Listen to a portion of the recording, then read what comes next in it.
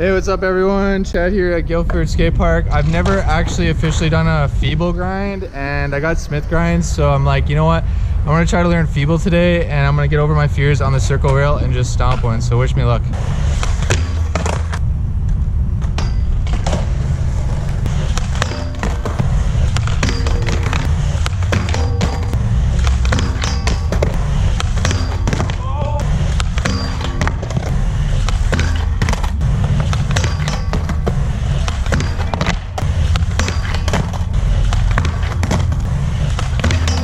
Oh, I've came so close to landing it. I just need to lean back more, but it's scary, but we're gonna not give up and we're gonna get this.